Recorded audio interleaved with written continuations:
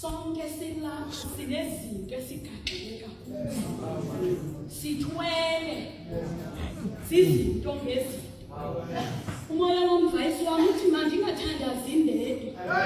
Mandicela wonke umuntu lapha azibike kuThixo ngoba ngenzeka ilishwa lokuba mna xa ndithandaza ndingafiki kule ndawo oba wena ufika kuye. Kwaye ndicela ukuba xa sithandaza kule ndawo uyibize ngegama into oyicela kuThixo, because ngamanye amaxesha siyaquka simane sithi Thixo ndibone ufike nalaa ndingafikelelanga khona, kodwa ngalo mzuzu ndifuna ukuthi uyibize ngegama.